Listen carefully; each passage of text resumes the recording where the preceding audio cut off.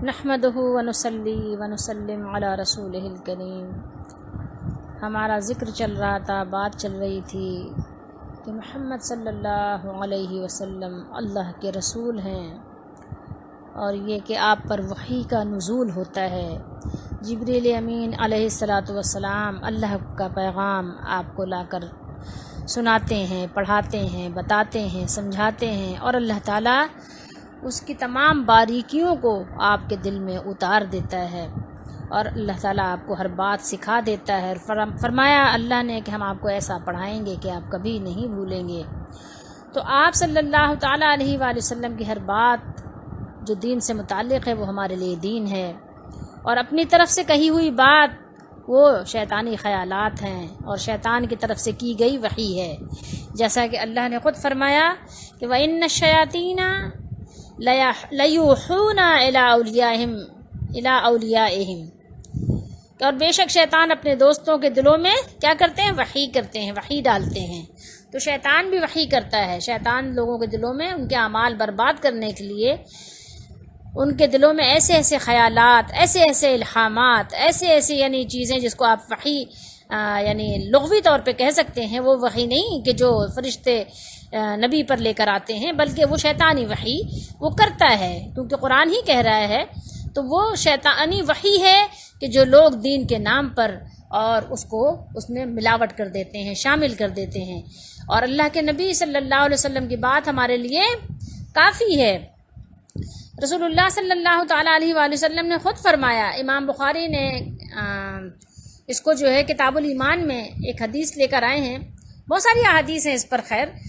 تو حضرت عائشہ صدیقہ رضی اللہ تعالیٰ عنہ فرماتی ہیں کہ رسول اللہ صلی اللہ علیہ وسلم لوگوں کو کسی کام کا حکم دیتے تو وہ ایسا ہی کام ہوتا جس کے کرنے کی لوگوں میں طاقت ہوتی، یعنی آسان کام کا حکم دیتے تھے۔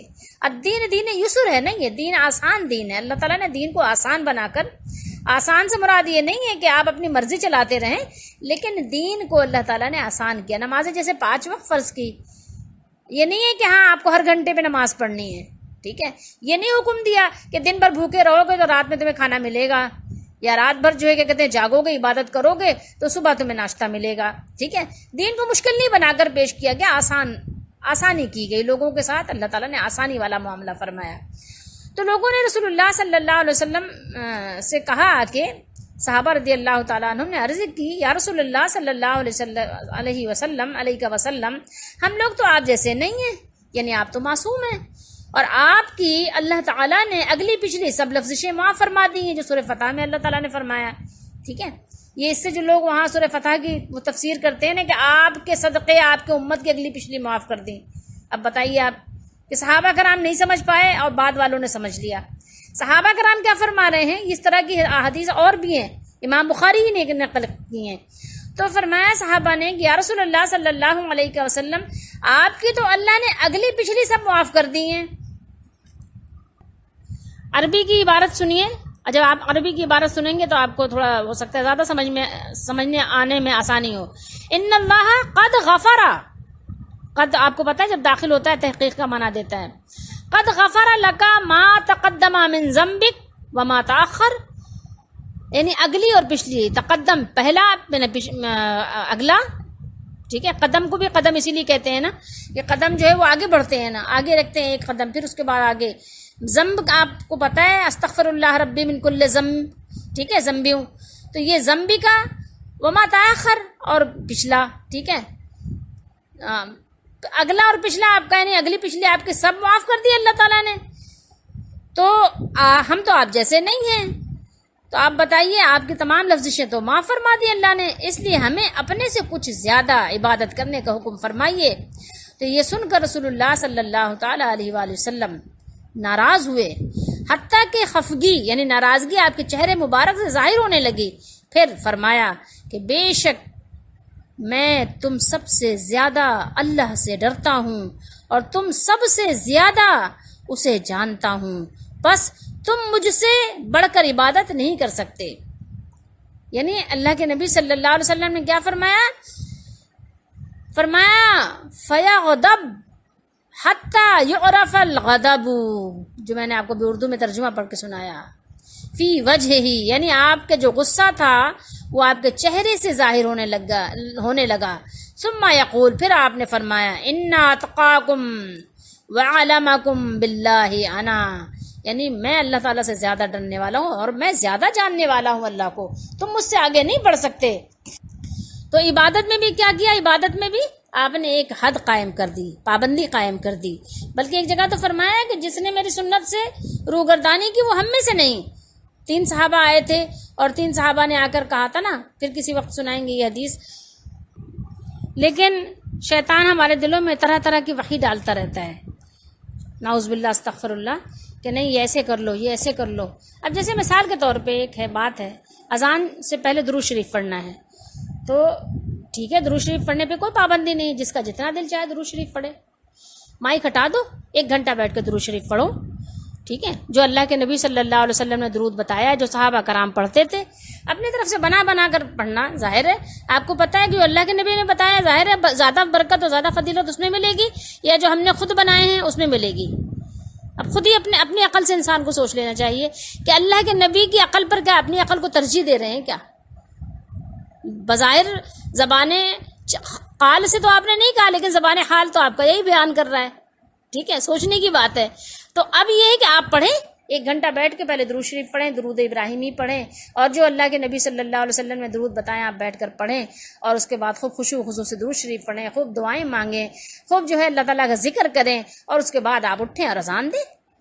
لیکن یہ کیا کہ آپ نے ایک ضد بنا لی، جب اللہ کے نبی صلی اللہ علیہ وسلم نے نہیں کیا، جب اللہ کے نبی نے حکم نہیں دیا، جب اللہ کے نبی صلی اللہ علیہ وسلم کے صحابہ نے نہیں کیا. سب کو پتہ ہے کہ صحابہ تمام امتیوں سے افضل ترین لوگ ہیں، تو پھر ہمیں کس نے سکھا دیا؟ شیطان نے ہمارے دل میں ایسی وحی ڈال دی کہ تم ایسا کرو، تمہیں ثواب زیادہ ملے گا، کیونکہ تم نے جو ہے ایک دین میں اچھا کام شروع کر دیا ہے. کیونکہ دین میں ایک اچھا کام شروع کرنے کا آپ کو حق ہے، تو اس لیے آپ کرو. جاؤ مزاروں پہ غسل دو، کیونکہ اچھے کام سے وہ برکت والے لوگ ہیں. ٹھیک ہے، مزاروں پہ جاؤ، غلاف چڑھاؤ، فتویٰ دے دیا. ہاں، فتویٰ کیا دیا؟ بڑا مطلب سہل اور آسان فتویٰ دیا ہے. فتویٰ کیا ہے کہ ایک چادر جب تک گندی نہ ہو دوسری چادر نہ چڑھاؤ. یہ بتاؤ ایک چادر کی اجازت کس نے دی؟ جب نبی کریم صلی اللہ علیہ وسلم کے روضے پر چادر نہیں چڑھائی صحابہ کرام نے، اور جب حضرت ابوبکر صدیق رضی اللہ تعالیٰ عنہ کے روزے پر چادر نہیں چڑھائی گئی، جب حضرت عمر رضی اللہ تعالیٰ عنہ کی قبر مبارک پر چادر نہیں چڑھائی گئی، جب عثمان غنی رضی اللہ تعالیٰ عنہ کی قبر مبارک پر چادر نہیں چڑھائی، نہ ایک نہ دو نہ کچھ، ایک چادر کے نام پر آپ نے چادروں کے ڈھیر لگا دیا. اس کے جو ہے دلائیاں بن رہی ہیں، اس کی رضائیاں بن رہی ہیں، اس کے دوپٹے بن رہے ہیں، یا وہ دوبارہ بیچے جا رہے ہیں. یہ فتوے آپ نے کہاں سے لا کے دیے ہیں؟ شیطان نے وحی کر دی دل میں کہ اچھا کام ہے کرو. کیا ان بزرگوں سے بڑھ کر بھی کوئی بزرگ ہو سکتا ہے؟ جب نہیں ہو سکتا، خود ہی مان رہے ہو. ہمارے نبی صلی اللہ علیہ وسلم میں بخاری شریف میں ہی ہے، حضرت موسیٰ علیہ السلام کے ذکر میں ملے گا کہ آپ صلی اللہ علیہ وسلم نے بیان فرمایا کہ موسیٰ علیہ السلام کی قبر مبارک کہاں ہے؟ بیت المقدس سے جاؤ، ایک پتھر اٹھا کر مارو تو جتنی دور پر وہ پتھر جائے گا، لال قسم کی پہاڑیاں ہیں وہاں پر، تو وہاں جتنی دور یعنی پتھر جائے گا وہیں پر موسیٰ علیہ السلام کی قبر مبارک ہے. آپ صلی اللہ علیہ وسلم نے فرمایا کہ اگر میرا جانا ہوا تو تمہیں دکھا دوں گا. لیکن آپ صلی اللہ علیہ وسلم کبھی آپ نے خصوصیت کے ساتھ وہاں سفر تو نہیں کیا، آپ گئے تو نہیں. جب آپ نہیں گئے تو پھر میں آپ کون ہو سکتے ہیں؟ جب موسیٰ علیہ السلام کی قبر مبارک، جو جلیل القدر پیغمبر ہیں، اللہ کے نبی ہیں، اللہ کے کلیم ہیں، پھر میں آپ کون ہو سکتے ہیں کہ تمام لوگوں کو جن کو آپ نے بزرگ سمجھ لیا وہ بزرگ ہیں کہ نہیں ہیں؟ اگر ہیں بھی صحیح، ان کو آپ بزرگ سمجھ رہے، واقعی وہ اللہ کے نزدیک بزرگ ہیں، پھر بھی آپ کو کس نے اجازت دی؟ جب اللہ کے نبی نہیں گئے، موسیٰ علیہ السلام کی قبر کو صحابہ کرام کو نہیں جا کر دکھایا، کوئی اہتمام نہیں کیا وہاں جانے کا، کوئی اہتمام نہیں فرمایا وہاں دعا مانگنے کا، تو پھر میں آپ کون ہیں؟ کیا کہا جائے گا؟ یہی کہ شیطان نے دلوں میں وحی ڈال دی ہے. شیطان نے کیا کیا؟ وَإِنَّ الشَّيَاطِينَ لَيُوحُونَ إِلَىٰ أَوْلِيَائِهِمْ، اپنے دوستوں کی، کیونکہ اللہ کی نہیں مانی، اللہ کے رسول کی نہیں مانی، تو ظاہر شیطان نے ان کو اپنا دوست بنا لیا، اور شیطان نے ان کے دل میں طرح طرح کی یہی وحی ڈالنا شروع کر دیا. نبی کریم صلی اللہ تعالیٰ علیہ وآلہ وسلم نے ارشاد فرمایا، الا تأمنونی وانا امین من فی السماء یأتینی خبر السماء صباحا و مساء. یہ نبی کریم صلی اللہ علیہ وسلم نے فرمایا، بخاری شریف کی حدیث شریف ہے، کیا تم مجھے امین نہیں سمجھتے؟ حالانکہ میں تو اس ذات کا امین ہوں جو آسمان پر ہے، میرے پاس آسمانی خبریں صبح و شام آتی ہیں. سوچئے ذرا، تھوڑی دیر کے لیے غور کیجئے کہ نبی کریم صلی اللہ علیہ وسلم فرما رہے ہیں کہ کیا میں امانت دار نہیں ہوں، کیا میں امین نہیں ہوں، کیا تم مجھے امین نہیں سمجھتے؟ میرے پاس صبح و شام آسمان سے خبریں آتی ہیں اللہ کی طرف سے، اللہ تعالیٰ میرے پاس خبریں بھیجتا ہے، وحی آتی ہے، اس کے مطابق میں دین کی باتیں بتاتا ہوں۔ کیا اللہ کے نبی صلی اللہ علیہ وسلم کچھ بات دین کی بھول گئے کیا؟ کیا آپ صلی اللہ علیہ وسلم کچھ باتیں بتانے سے رہ گئیں کیا، جو ہم نے اس کو پورا کرنا ہے یا ہم نے اس کا ٹھیکہ لیا ہوا ہے؟ سوچنے کی بات ہے، غور کرنے کی بات ہے۔ اگر آج ہم نے ان باتوں کو یہاں غور نہ کیا تو پھر کیا مرنے کے بعد غور کریں گے؟ لیکن بڑا افسوس ہے کہ ہمارا ذہن کچھ سمجھنے کو تیار نہیں ہے۔ اللہ تعالیٰ نے ارشاد فرمایا وَلَا تَكُونُوا مِنَ الْمُشْرِكِينَ، مشرکوں سے مت ہو جاؤ، مشرکوں میں سے نہ ہونا۔ مِنَ الَّذِينَ فَرَّقُوا دِينَهُمْ وَكَانُوا شِيَعًا كُلُّ حِزْبٍ بِمَا لَدَيْهِمْ فَرِحُونَ، سورہ روم میں فرمایا مشرکوں میں سے مت ہونا، مشرکوں کی طرح نہیں ہو جانا، مشرکوں میں سے مت ہو جانا، ان میں سے جنہوں نے اپنے دین کو الگ الگ کر لیا، کیا کر لیا؟ ٹکڑے ٹکڑے کر لیا اور فرقے بن گئے۔ فرقوا دینہم، دین میں تفرقے ڈال دیے، فرقے بنا دیے، ہر فرقہ اپنے اس پہ جو ہے کیا ہے، اپنے گروہ پر خوش ہے۔ کل حزب بما لدیہم فرحون، اسی پہ خوشی منا رہے ہیں، اسی پہ خوش ہیں کہ جی ہم سب سے اچھے ہیں، ہم ہی جنتی لوگ ہیں، ہمارے علاوہ اور کون جنت میں جائے گا؟ ہمیں تو ڈگری مل چکی ہے، ہمارے پاس سرٹیفکیٹ ہے جنت کا، ٹھیک ہے، ہم تو پاس ہو چکے ہیں، تو اس لیے جنت میں تو ہم ہی جائیں گے، ہمارا ہی فرقہ جائے گا۔ ہمیں غور و فکر کرنے کی کیا ضرورت ہے؟ ہمیں سوچنے کی کیا ضرورت ہے؟ ہمیں تحقیق کرنے کی کیا ضرورت ہے؟ بس ہم جنتی ہیں سو ہیں جنتی، ہمارے پیر صاحب ہمیں بخشوا لیں گے، اور ہمارے جو ہے امام صاحب بخشوا لیں گے، ہمارے مولانا صاحب بخشوا لیں گے، اور بس بخشوا لیں گے، ہم بخشے بخشائے ہیں، ٹھیک ہے۔ ہمیں ڈرنے کی کیا ضرورت ہے؟ ڈراتا مجھ کو تو کیوں ہے عذاب قبر سے واعظ، وہاں سرکار آئیں گے، قطع جانے عطا جانے۔ تو لوگوں نے کیا کیا؟ قرآن و حدیث کو بھی ٹکڑے ٹکڑے کر لیا، اپنی اپنی مرضی کی آیات لے لیتے، پوری پوری آیات نہیں لیتے۔ کل حزب بما لدیہم فرحون، اور جو ان کے پاس ہے انہی سے خوش ہیں۔ اڑائے کچھ ورق لالے نے، کچھ نرگس نے، کچھ گل نے، چمن میں ہر طرف بکھری ہوئی ہے داستاں میری، یعنی بس ہے تو سب کے پاس قرآن و حدیث، لیکن یہ سب اپنے اپنے مطلب سے ہی اس کو جو ہے ادھر سے ادھر کر دیا، بکھیر کے رکھ دیا۔ اللہ تعالیٰ ہم سب کی مدد فرمائے۔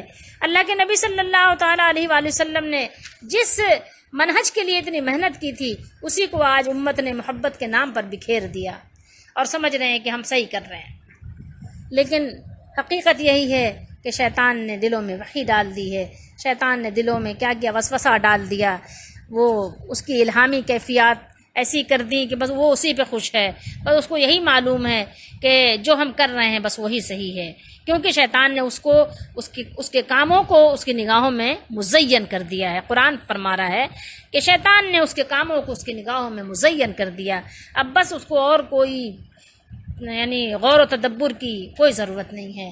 اللہ تعالی ہم سب کی مدد فرمائے، اللہ تعالی ہماری رہنمائی فرمائے، اور اللہ تعالی ہم سب کو حق سمجھنے کی توفیق دے، آمین۔